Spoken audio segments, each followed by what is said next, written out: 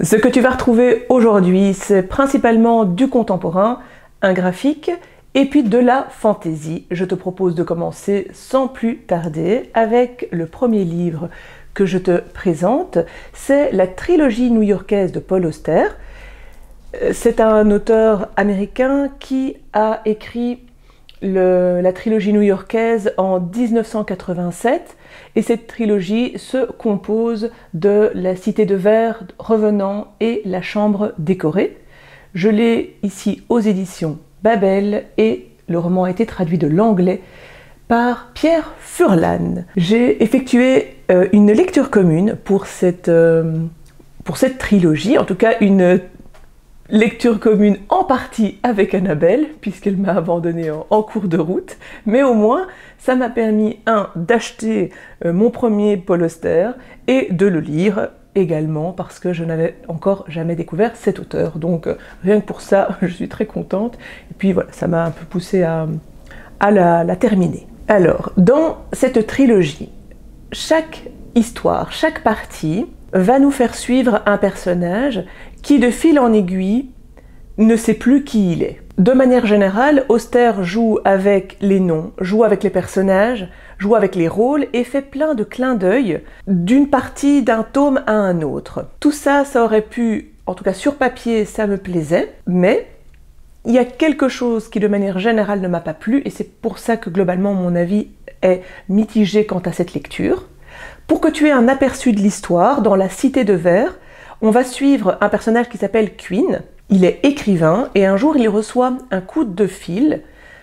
La personne à l'autre bout va le nommer Paul Auster et va lui demander de jouer, ou en tout cas d'être détective, parce que la jeune fille qu'il appelle Paul Auster et qui pense qu'il est détective, pense que son mari peut être tué par son propre père. Enfin, ça paraît un peu confus, mais donc la fille qui appelle craint que le père de son mari tue son mari. Quinn accepte, donc sans divulguer qu'il n'est pas Paul Auster et qu'il n'est pas détective, il accepte de jouer ce rôle-là, et puis va arriver ce qui arrive, et ça je te laisserai découvrir. Ce résumé illustre vraiment ce que je n'ai pas finalement apprécié dans ma lecture, parce que la narration revêt clairement un côté absurde et incohérent qui est voulu mais qui ne m'a pas accroché. Vu qu'il y a des incohérences dans la narration, que ça part un petit peu dans tous les sens de manière voulue, et qu'on a également des comportements des protagonistes qui sont incohérents, eh bien je m'ennuyais parce que j'ai quand même besoin d'un petit peu d'accroche. J'aime l'absurde, mais avec une petite base quand même, et ici on s'éloignait trop et ça n'avait pas de sens, donc malheureusement moi ça ne l'a pas fait à cause de ça. J'avais juste envie de terminer, de lire en diagonale, même si j'ai pas lu en diagonale parce que je voulais quand même avoir l'histoire, mais j'ai expressément accéléré ma lecture. Pour moi, clairement, Auster part trop loin. Il n'y a pas assez de logique, pas assez de base et d'assises et d'explications non plus. Et du coup, ça m'a énervée parce que je n'ai pas su lâcher prise. Je pense que clairement, si tu aimes ces éléments, tu vas apprécier la trilogie new-yorkaise. Moi, c'est ce qui m'a fait défaut. Je peux rien reprocher à l'écriture. Je comprends là où il voulait nous emmener. Il y a quelque chose d'intéressant dans la finalité, dans ce qu'il veut nous montrer.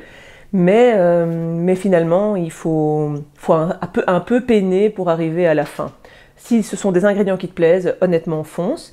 Et si tu as lu un Paul Auster un peu moins incohérent, qui part un peu moins dans tous les sens, ça va peut-être davantage me plaire que ce que j'ai lu ici, donc n'hésite pas à me recommander d'autres Paul Auster. J'ai enchaîné avec Tu aurais dû t'en aller, qui a été écrit par Daniel Kellman. L'édition que j'ai lue a été publiée en 2021 et on est aux Actes Sud. L'ouvrage a été traduit de l'allemand par Juliette Aubert. Dans cette nouvelle, un scénariste, sa femme et leur fille louent une maison pour y passer quelques jours. Sauf que, petit à petit, il se passe des choses incompréhensibles, l'ambiance se dégrade et on se pose tout le temps la question de savoir si c'est dans sa tête ou si ça arrive réellement, si c'est la maison, si c'est l'espace-temps, si c'est autre chose. Donc on se pose réellement énormément de questions dès le début de cette nouvelle. Je ne peux évidemment pas t'en révéler plus parce que c'est très court et que le propre de l'histoire c'est ça, c'est de voir un petit peu comment est-ce que petit à petit on est pris dans l'ambiance. On alterne le récit au présent où on suit le scénariste, sa femme et leur fille, et puis en même temps, comme c'est un scénariste, on a aussi des incursions de son propre récit puisqu'il est en train de travailler sur un scénario. Donc ça c'était assez intéressant aussi de voir ce parallèle-là et de voir comment est-ce que ça s'imbriquait. Ce que j'ai particulièrement aimé, en tout cas au début, c'est l'ambiance parce que ça nous met dans une incertitude et un malaise qui était assez bien fait. Cependant, pour moi, ce qui a péché, c'est qu'il n'y a pas eu assez de développement. C'est une nouvelle, mais finalement, avec ce qui était amorcé, moi j'aurais voulu que ce soit bien plus étoffé parce que on a plusieurs directions possibles, mais aucune n'est vraiment creusée. Et j'ai pas l'impression que ce soit parce qu'on doit faire un choix ou parce que c'est à nous de faire la démarche. J'ai l'impression que ça va vraiment dans trop de sens, dans trop de directions, sans qu'aucune d'entre elles ne soit creusée.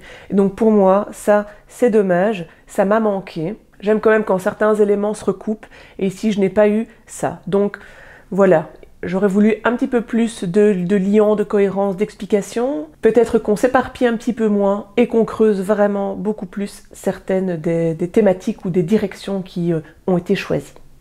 Donc j'ai eu un sentiment de trop peu au final. C'est donc une lecture mitigée, mais elle est agréable et se lit vite. Ensuite, j'ai lu Le dernier voyage de Momoko Hidaka de Shisako Wakatake. On est aux éditions Nami. Ce livre a été publié en 2024. C'est traduit du japonais par Sophie Bescon. Et si je me suis aventurée dans cette lecture, c'est grâce à la vie et au retour d'Isabelle des Chroniques du Hérisson, qui donc l'a lu et me l'a prêté. Donc merci à elle. De quoi ça parle? Eh bien, on s'aventure dans les souvenirs et dans le présent de Momoko.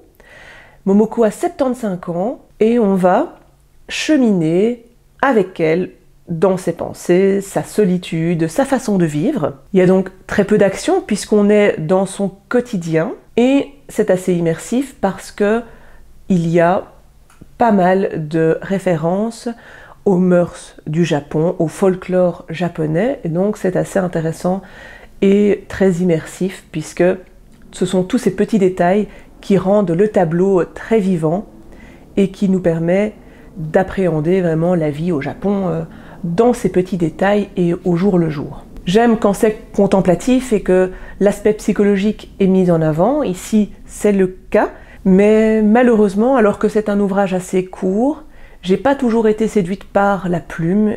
J'ai trouvé parfois qu'il y avait des répétitions et donc j'ai ressenti des longueurs pendant ma lecture, ce qui effectivement ne met pas beaucoup de plaisir de lecture à ce moment-là.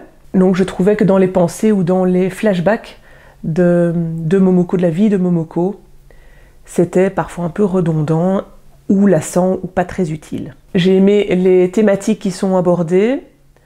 J'ai bien aimé le fait que Momoko réfléchisse et revienne sur sa vie.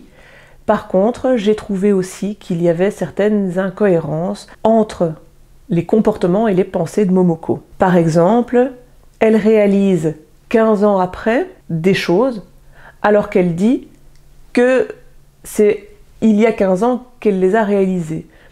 Voilà, c'est une phrase que j'ai relue plusieurs fois parce que j'étais un petit peu perturbée. Je ne sais pas si c'est à cause de la traduction ou pas, mais en tout cas en lisant ça, je me dis mais non, ça ne tient pas la route puisque tu dis dans un premier temps que tu t'en étais rendu compte dès le départ.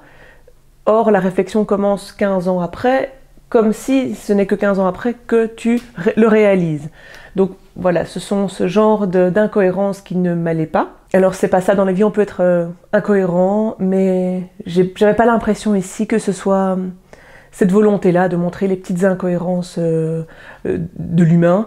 J'avais vraiment l'impression que c'était censé rentrer dans un tout cohérent et en fait à mon sens ça ne l'était pas toujours. Pareil au niveau des enchaînements, ça m'a pas toujours convaincue. Il y a le relationnel qu'elle entretient avec certains membres de sa famille, que j'ai trouvé aussi pas abouti.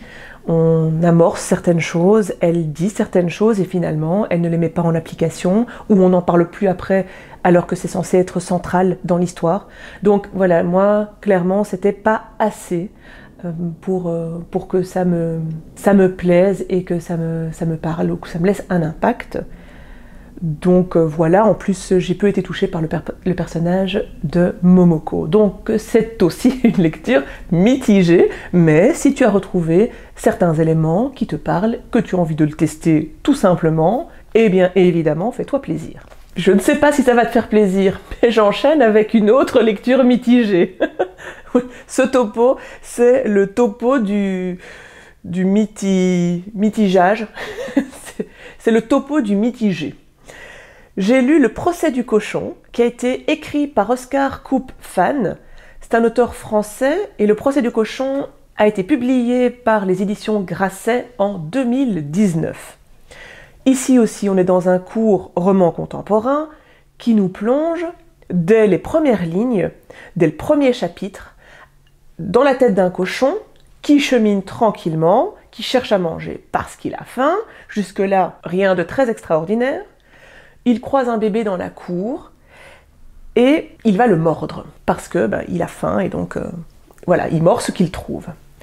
Sa morsure malheureusement entraînera la mort du bébé et puisque le cochon est reparti après avoir mordu le bébé dans la forêt, les habitants du village décident de le retrouver et veulent à tout prix se venger, puisqu'ils ne veulent pas laisser ce crime et cet assassinat impuni. Donc, dès le chapitre 2, on est dans l'arrestation du cochon, son procès, et je te laisserai découvrir la suite. L'idée originale de départ m'a vraiment beaucoup plu. Je me disais qu'il y avait une belle intention, ou qu'il y avait sans doute une intention, une morale, quelque chose qui allait être développé, et donc ça m'a fort séduit. Malheureusement, je me suis vite lassée parce que, une fois passées les quelques premières pages, on sait où ça va nous mener, ou en tout cas on se l'imagine assez aisément et on est peu trompé, et ça ne se développe pas beaucoup plus en fait. Donc soit si c'est pour montrer une pratique qui a existé parce que ça a été le cas, alors il faut pour moi un peu plus le documenter, le sourcer et nous montrer un petit peu pourquoi on a pensé ça, enfin je ne sais pas, mais en tout cas qu'il y ait un côté un peu plus historique, il n'y en avait pas. Si c'est pour nous montrer l'injustice du traitement, être dans quelque chose d'un peu fable, d'un peu absurde, parce que on est évidemment dans la métaphore, la comparaison de quelqu'un, en l'occurrence d'un animal, qui ne sait pas se défendre et qui ne sait pas parler, et donc ça c'est intéressant, mais c'est un petit peu court en fait. Heureusement le texte est agréable à lire, très fluide, ça se lit tout seul, il se dévore même, la plume est très fluide. Il y a aussi pas mal de petites pointes d'ironie, de l'humour, donc c'était une lecture sympa, mais j'étais vraiment déçue parce que pour moi l'idée était prometteuse, il m'a manqué de quelque chose qui allait vraiment m'impacter, ou qui allait plus loin dans le propos. Ici, pour moi, ça tombe un petit peu à plat, c'est dommage, parce que ça augurait pas mal de bonnes choses. Je te laisse découvrir, juger, et revenir vers moi si tu l'as lu. Bon, heureusement, le livre d'après, je l'ai beaucoup plus apprécié. Il s'agit des eaux de Sous le monde de Stéphane Plateau. C'est un livre de fantaisie qui a été publié en 2024 aux éditions J'ai lu. Et c'est un auteur belge que je t'ai déjà présenté parce que c'est également l'écrivain des Sentiers des Astres, qui est une série de fantaisie que j'aime énormément. Ici, c'est une très bonne lecture et Stéphane Plateau nous emmène dans de la fantaisie, mais un peu à la croisée des genres parce que la fantaisie est mêlée aussi à une enquête policière, sauf que ce n'est pas un policier qui mène l'enquête, mais un mage. C'est le même univers que celui du Sentier des Astres, sauf que on n'y retrouve pas, c'est moins étoffé et on sait simplement que c'est le long du même fleuve.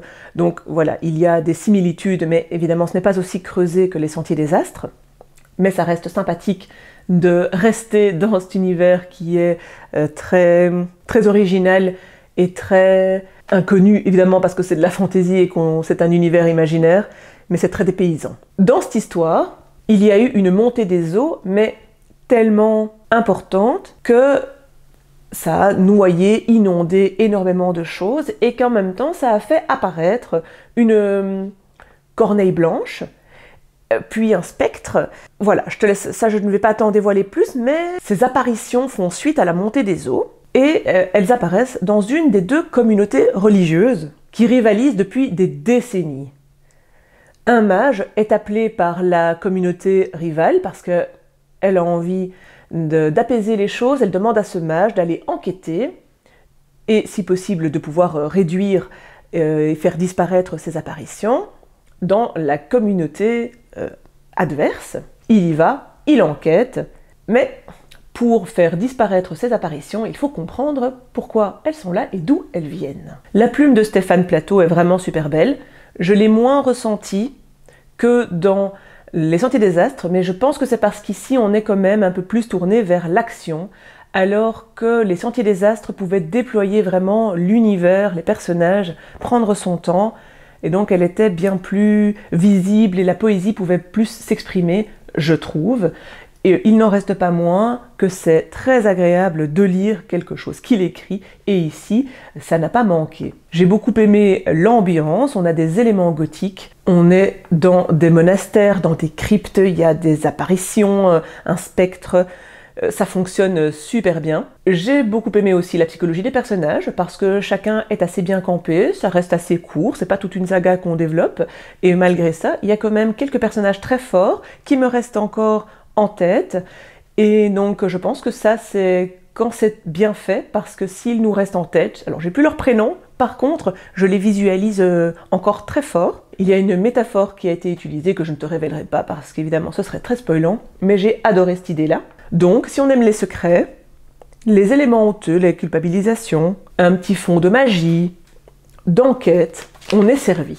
Le petit point quand même que je tenais à souligner, c'est que le début est un peu complexe parce qu'on parle des deux communautés et on explique leur contexte politique, pourquoi elles sont rivales, et donc il y a pas mal de termes, de noms, de complots, enfin, voilà, c'est quand même... je trouve qu'il faut s'accrocher les premières pages pour bien comprendre, donc il faut prendre ce temps-là pour savoir qui est qui, dans quelle communauté, pour quelle religion, etc. Une fois que le décor est planté, qu'on a compris, on est dedans, et là vraiment...